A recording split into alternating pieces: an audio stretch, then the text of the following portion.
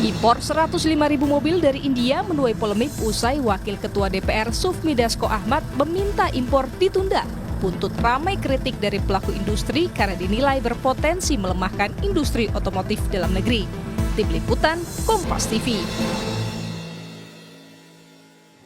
Impres nomor 17 tahun 2025 menjadi landasan impor mobil asal India oleh PT Agrinas. Sebanyak 105.000 unit mobil didatangkan untuk Koperasi Desa Merah Putih. Namun kini yang menjadi persoalan yakni transparansi harga dan proses pengadaannya. Kita bahas bersama Kepala Divisi Hukum dan Investigasi ICW, Wana Alamsah. Dan sebelumnya anggota Komisi 7 DPR fraksi Partai Gerindra, Bambang Haryo telah menyetujui untuk ikut dalam dialog kali ini. Namun membatalkan untuk bergabung karena masih menjadi pembicara dalam sebuah acara. Selamat sore Mas Wana. Semoga sehat selalu. Mas Juno. Ya, Mas Wana, kita mengetahui bahwa PT Agrinas menyebut bahwa landasan impor ini dari aturan Impres. Dan Impres ini juga memberikan wewenang swaklola bahwa PT Agrinas dapat menunjuk langsung terkait dengan impor mobil dari India ini yang berjumlah 105.000 unit. Menurut Anda apakah mekanisme ini wajar dan tepat? Ya, bagi kami tentu tidak wajar karena pertama terkait dengan BUMN. Agrinas Pangan Nusantara merupakan persero yang kemudian itu diatur melalui Undang-Undang Nomor 16 Tahun 2025. Yang mana sebagian besar modalnya adalah milik negara. Maka PT Agrinas Pangan Nusantara itu merupakan badan publik yang wajib untuk menyampaikan informasi mengenai mekanisme pengadaan barang dan jasa.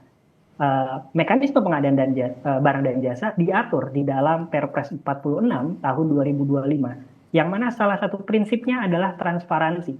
Ketika kita saat ini coba melakukan pengecekan terhadap website Agrinas Pangan Nusantara, kita tidak pernah menemukannya atau tidak ada begitu di websitenya.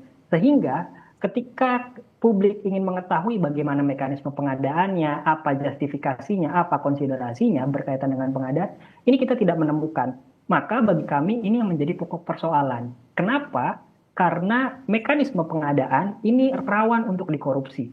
Paling tidak berdasarkan catatan ICW 2019 sampai tahun 2023, terdapat 1.180-an kasus korupsi terkait dengan pengadaan yang menimbulkan kerugian negara 47 triliun. Maka ketika ada mekanisme pengadaan yang tidak transparan atau tidak terbuka, kami mengkhawatirkan akan ada potensi bancakan terhadap mobil ataupun apapun itu yang berkaitan dengan pembelian yang dilakukan oleh. Titik rawannya di bagian mana? Tentu kita mengetahui bahwa ini harganya lebih murah dibandingkan dengan produsen lain dan juga produsen dari lainnya juga belum mampu untuk memenuhi target dari Koperasi Desa Merah Putih. Oke, yang menarik adalah kita bicara tentang harga murah. Harga murahnya ini basisnya dari mana begitu? Karena kita tidak mengetahui berapa sih harga pabrikan di India sana begitu yang kemudian ketika ditransfer ke Indonesia itu harganya seberapa besar. Dan itu kan tidak pernah ada disampaikan oleh pemerintah begitu ya, per unitnya berapa dan lain sebagainya. Sehingga margin tersebut itu yang kami khawatirkan berpotensi untuk di markup begitu. Nah, ini yang penting untuk juga dikritik adalah terkait dengan penunjukan langsung yang basisnya itu dari Perpres 46 2025. Salah satu syarat penunjukan langsung karena program prioritas Presiden. Bagi kami, penunjukan langsung ini pun juga menjadi metode yang berpotensi problematik dan berpotensi menimbulkan konflik kepentingan begitu. Karena bicara tentang penunjukan langsung, kita tidak pernah penunjukan langsung terkait dengan program prioritas Presiden itu tidak ada minimal atau maksimal pagu anggarannya. Jadi kalau seandainya program prioritas Presiden itu anggarannya 100 triliun, maka itu bisa langsung ditunjuk siapapun penyedianya begitu. Ini yang menjadi kekacauan di dalam proses pengadaan yang seharusnya ini dapat menimbulkan value for money, efektivitas, efisiensi, dan lain sebagainya. Begitu, Mas Juni. Iya, apakah Anda juga ingin mengatakan bahwa dengan mengejar target, tentu Impres ini berkaitan dengan percepatan Koperasi Desa Merah Putih, namun PT Agrinas mengenyampingkan terkait dengan industri dan juga transparansi tadi yang Anda sampaikan. Seperti itu, Mas Wana?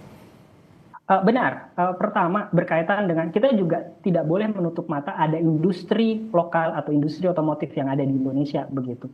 Pertanyaannya adalah ketika tadi salah satu juru bicara Gerindra bilang bahwa ada percepatan yang kemudian mengenyampingkan industri otomotif, maka asumsi kami adalah program ini sangat ambisius yang pada akhirnya tidak melihat sirkular ekonomi yang ada di tingkat lokal begitu ya, di pabrik-pabrik di otomotif begitu, sehingga itu yang menjadi persoalan. Dan kemudian yang kedua berkaitan dengan lagi-lagi basis harga pasar yang kemudian dibeli oleh pemerintah Indonesia itu berapa besar kita tidak pernah tahu, sehingga potensi atau titik rawan korupsinya bukan hanya di dalam proses markup harga tadi, begitu, tapi juga kemudian dalam proses perencanaan. Oke, terakhir Mas Wana. Untuk saat ini sebenarnya DPR juga telah mengajukan untuk penundaan dan meminta pemerintah untuk segera merespon dan bersikap. Namun sebenarnya apakah saat ini saat yang tepat juga